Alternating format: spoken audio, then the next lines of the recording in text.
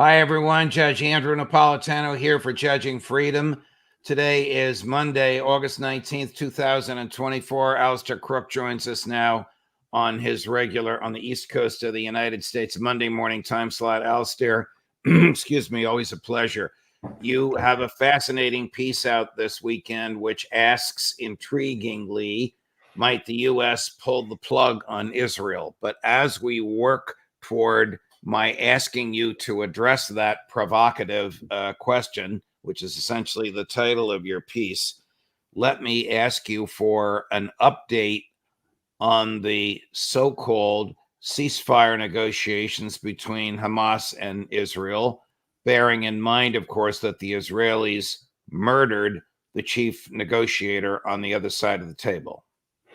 Yeah, this is a very important point because really, I mean, when we talk now about the ceasefire negotiations, in fact, we're talking about the mediators negotiating amongst themselves, not only the mediators negotiating with Israel, but Israel negotiating amongst itself as well, because amongst the Israeli negotiators are different strands, some supporting the prime minister and some supporting the security establishment with different views about the outcome and what is possible. So, I mean, none of this touched on really either the two main players, which are Netanyahu and Sinwar. Hamas wasn't involved at all. It received a report from the Qataris afterwards. And it was a complex affair in which nothing really happened. There were four separate negotiating teams taking place, negotiating on Sunday, yesterday, in Egypt. And there was one on the Philadelphia corridor. The Philadelphia corridor, for those that do not recall the concept, this is a strip of land that separates the Gaza Strip from Egypt. So what against one line of the if you like, one side of the road, the Philadelphia road, is Gaza. The other side of the road is Egypt. And this was invaded and taken over by Israel, which is not in accord with the agreement of the 27th of July that was the sort of so-called Biden agreement. Wasn't in that at all. Israel subsequently have occupied it. And in the talks this weekend, they said, well, they may leave a bit of it where it's unpopulated, but they're not going to leave it at all. This is a major problem in the talks, a major block. And then there is the second one where Israel is still insisting that it has to inspect any Palestinians moving between the main part of the Gaza Strip and the northern strip across what is known as the Netzarim corridor, which is really the sort of wadi area between the two parts of Gaza. How that's going to be done, who's going to do the inspection, is not clear. And then the third thing that came up in it was the Rafah crossing. This is the gate that the main gate that leads from Gaza into Egypt, or it used to, but now it's blocked off because Israel occupy, if you like, that buffer land between Gaza, and they also now operate the Rafah crossing. And they refuse to leave that. They're prepared to make a compromise in which the Palestinian Authority will man the crossing under Israeli monitoring. So all of these things are new, effectively new elements. And Hamas has issued a statement and saying it just will not accept all these new elements. We accepted something broadly on the lines of, if you like, the Security Council resolution, the so-called Biden proposal. We accepted a proposal earlier. All we will do now is talk about its implementation. It means a complete withdrawal from Gaza and the removal of all its forces and the free movement of Palestinians within the Strip, and ultimately humanitarian aid coming in and reconstruction. That's our basic points. And Netanyahu said, no, absolutely. Blinken arrived there. Arrived here today, this morning, meeting the prime minister and the president. And he said, this is last chance. And no longer is it, oh, it's all looking rosy, it's all looking good, there's a chance of it. It's now down to Blinken saying, this is positively the last chance to resolve this. Netanyahu says, absolutely, we will not move on the Netzarim corridor or the Philadelphia corridor. They are red lines for us now, and we are not going to budge on that. And then the mediators, the Qataris, the Egyptians are all saying, without those two, there's no agreement. Finish. Just as a historical or linguistic footnote, why do they call this Philadelphia? The city of brotherly love. Something like that. I can't tell you the origins of why it was called the Philadelphia corridor. All right. It's not right. I thought maybe you were present at the creation, so to speak. But these aren't real negotiations, are they? I mean, is Hamas even there after the murder of the fellow in Tehran? Yes, Hania, the man I used to deal with and talk to from Hamas, Hania, who was the head of the political committee in their main negotiation. No, there was no one from Hamas at it. There was no negotiation, therefore. It was just the mediators talking amongst themselves. And all this talk about how it was making great progress and it was moving forward and things are looking great is, in the modern language, just gaslighting the Israeli public and the Western public, because not only was there no advance, it actually went backwards in this time. And Hamas were not even consulted, gave their view. They gave their view earlier, and that was completely disregarded. So I think, we're coming, there'll be one more attempt to have a sort of end of, process meeting, but that might be cancelled. It could take place on Thursday, but generally the feeling amongst and this is it's the Israeli officials in the Hebrew press that are the most vociferous and saying absolutely no progress at all. All this talk about, looks positive, it's going well, is entirely untrue.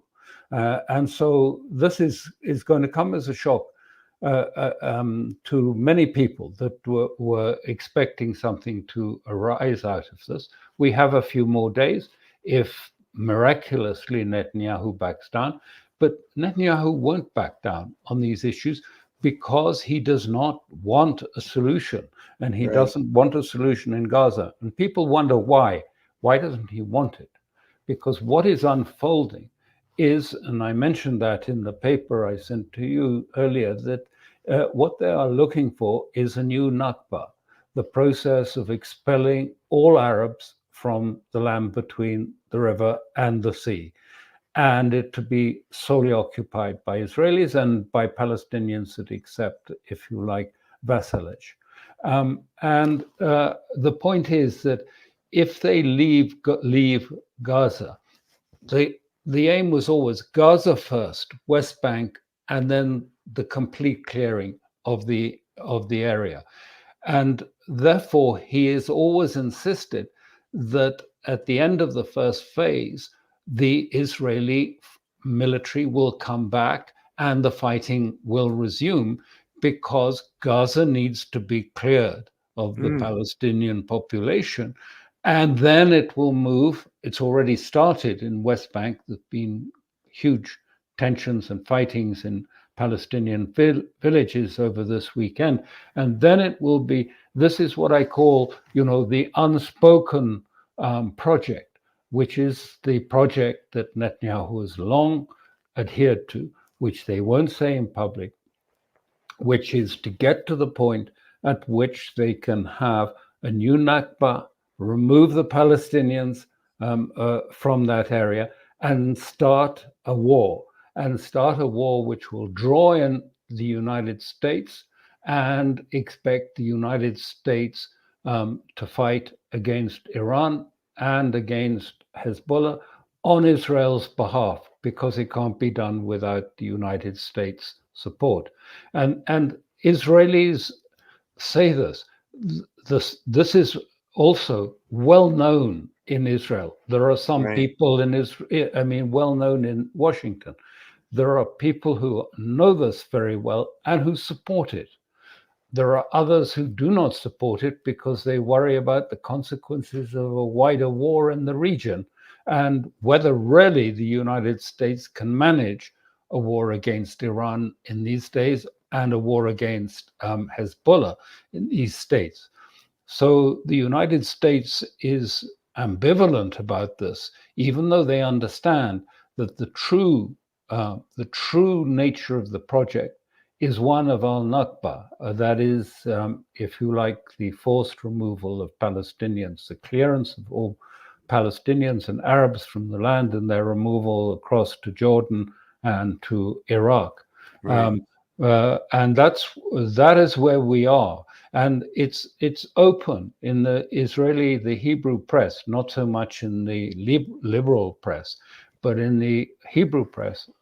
This is the topic, the discussion is the beginning of the unfolding of the project that has been around for 20 years, but is coming forward to implementation now.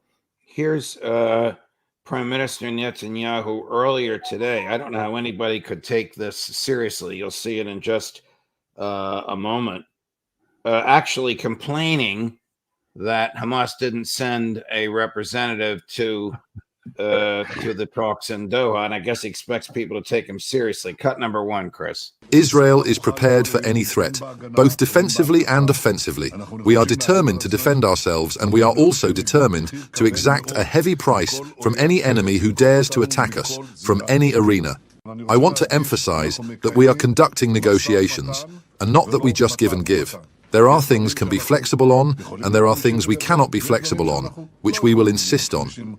We know how to distinguish the two very well. We will stand by the same principles that are sustainable for Israel's security. These principles are in keeping with the May 27th framework, which has received American support. Once again, I would like to emphasize, up until now, Hamas has been completely obstinate. It did not even send a representative to the talks in Doha. Therefore, the pressure needs to be directed at Hamas and Sinwar, not the government of Israel. I don't even think the people at his cabinet could take that. The people around the table could take that seriously.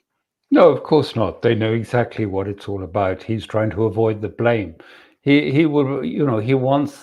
He's just leading Blinken on to laying the blame, because Blinken there and is meeting with the Prime Minister.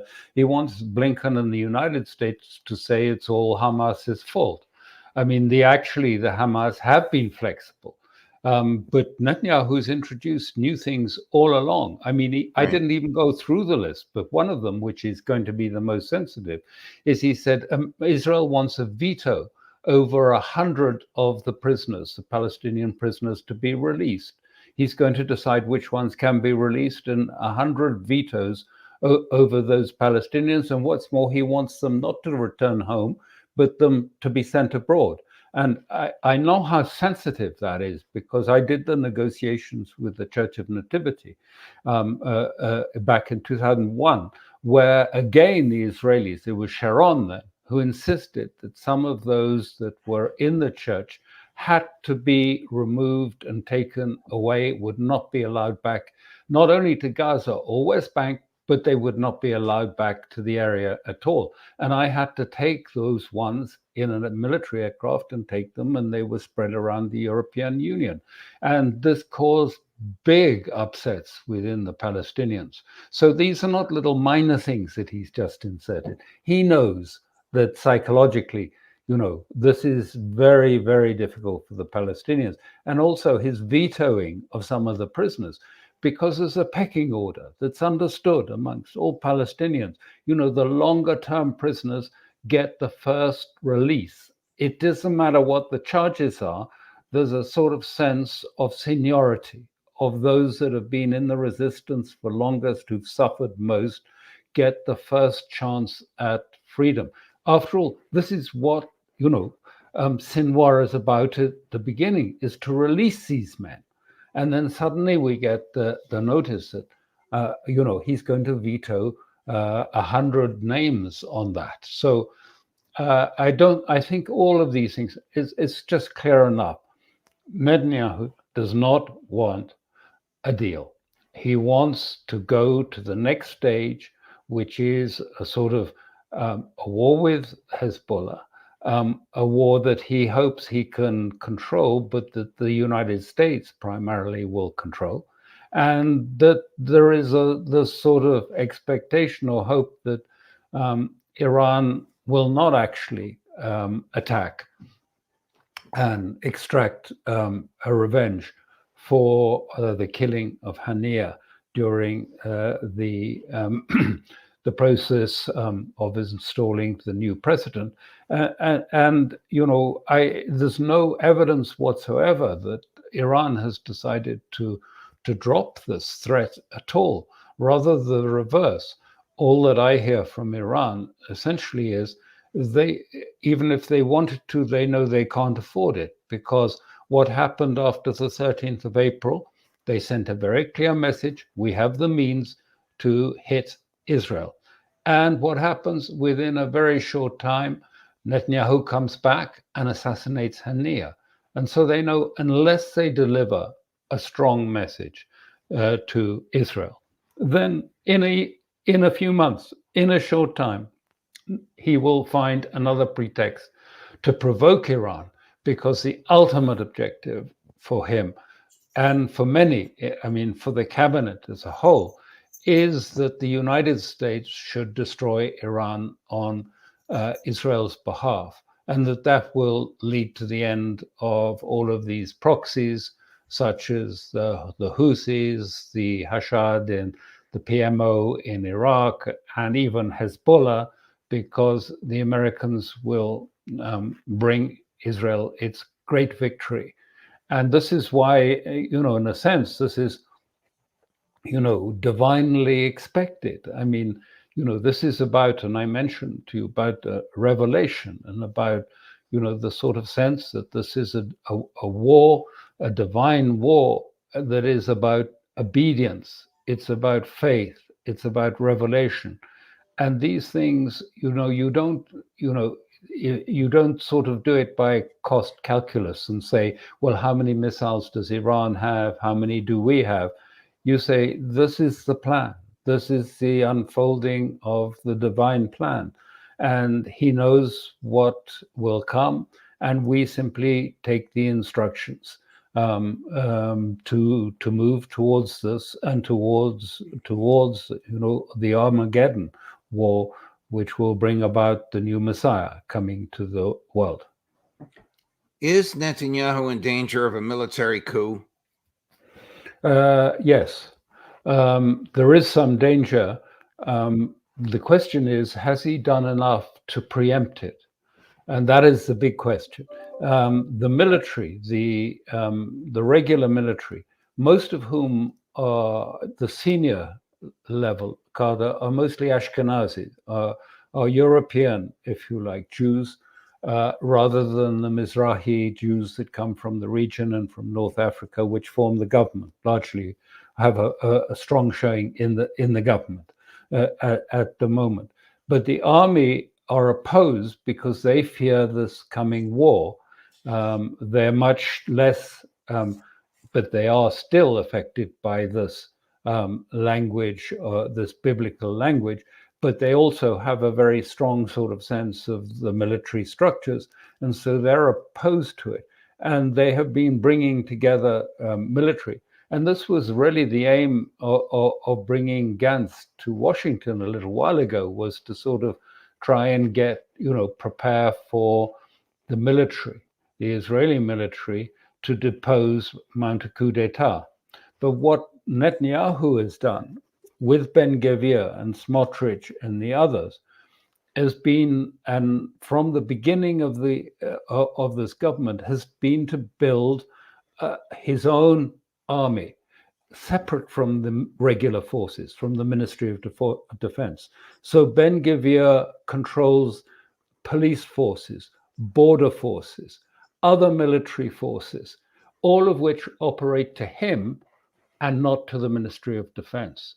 And this is a powerful force, particularly, and it's mostly staffed with settlers who also support him and support, if you like, the rabbis who stand behind him. And this force is complemented by the fact that he's been handing out American weapons to, hundreds of thousands of settlers in the West Bank. And they have become a sort of informal vigilante army. So you take the forces that come under Ben-Gvir and you take the forces of, if you like, this vigilante army of the West Bank, and they call themselves, this is the state of Judea coming down to challenge the state of Israel. State of Israel being, if you like, the Europeanized part of Israel, the more secular side of it. So the state of Judah will come down. That's what happened a couple of weeks ago when they stormed into 2 military bases. IDF, I mean, that's the formal regular Israeli army bases in Israel. They stormed them in order to try and to force the release of a number of their colleagues who had been accused of badly abusing, torturing Palestinian prisoners, and were being subject to investigation by the army. And they stopped that process.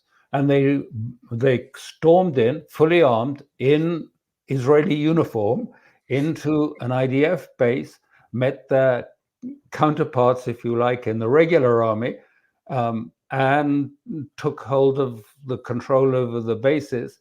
The people who were investigated have largely been released, and no charges are likely, and nothing was pressed. No one was arrested for breaching the security of a military base or anything. The vigilantes have returned back to the hills of Judea, and so that is the big issue. If the United States gave a green light to people like Gantz, I'm not sure Gantz would agree to do this anyway, but if they gave the green light to the military to mount a coup, and the military do have great support in Israel. They're seen as being of us and being the sort of, they're held in sort of real esteem, unwarranted esteem, because, they have been, it's been the Israeli army that has been doing the killing in Gaza. It's not Right. West Bankers, it's the Israeli army, but they're still almost sacrosanct in Israeli sort of mythology, the army. How dangerous is this man to Israeli domestic stability? Cut number 6. We are at the Temple Mount on Tisha B'Av. Today we commemorate the destruction of the temple, but we must also honestly acknowledge that there is significant progress here regarding the governance and sovereignty. The sight of Jews praying, as I said, our policy is to permit prayer. But I'll say something else. We must win this war. We must win, not go to summits in Doha or in Cairo, but defeat them. Bring them to their knees. That's the message. We can defeat Hamas, bring it to its knees. He's a danger. He is the essence of the Netanyahu government, because without him and his colleague, Mr. Smotrich, there's no majority in the Knesset. And yet you're telling us that he leads a small army and is a threat to the military in Israel. Not only does he lead a small army of police and military forces and command several thousand vigilante militia, but he has the full support of more than 100 radical rabbis who would endorse what he just said absolutely and urge on Ben-Gvir and his followers to take control over the Temple Mount, Haram al-Sharif in the Arabic form, and to build the third temple on the site of Al-Aqsa. They've already had sort of preparations. They've been rehearsing the first stages to doing this. And this is incendiary, absolutely incendiary for the whole of the Islamic world, not just Palestinians. This represents the civilization of Islam in its most, if you like, undifferentiated. It's not Sunni, Shia, Muslim Brotherhood, Salafist, Wahhabist. It is Islam. And it is the most revered. It is the third. I mean, there's Mecca and, of course, but Mecca has lost its sort of sanctity. And this is really has a greater sanctity for most Muslims than any other.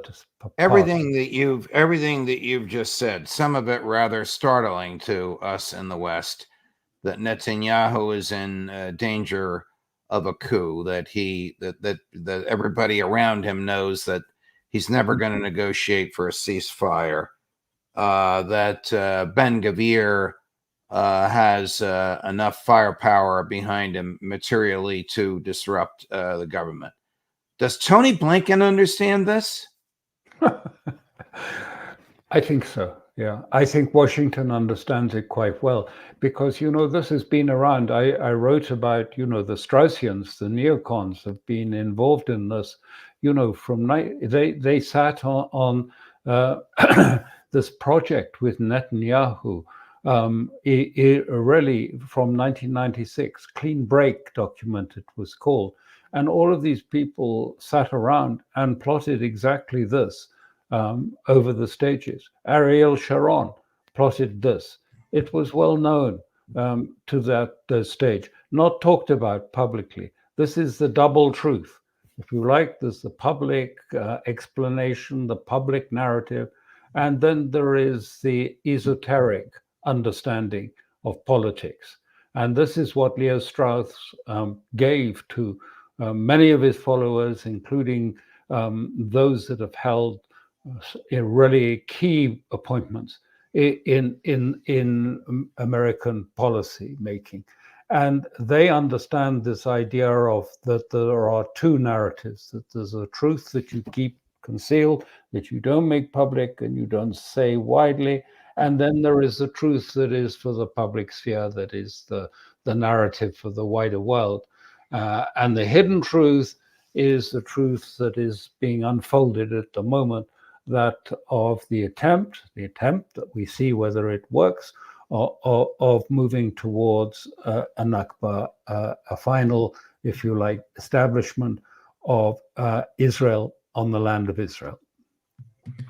Alastair Crooke, always a pleasure, my dear friend, no matter what we talk about. Thank you very much for your terrific analysis. It's rather startling to me to learn that Prime Minister Netanyahu may be in danger of a military coup, and the United States might have something to do with it, but we'll see where all this goes. Add to that complexity the American political situation here, and Joe Biden being a lame duck. All the best. We look forward to seeing you next week, Alastair. Thank you.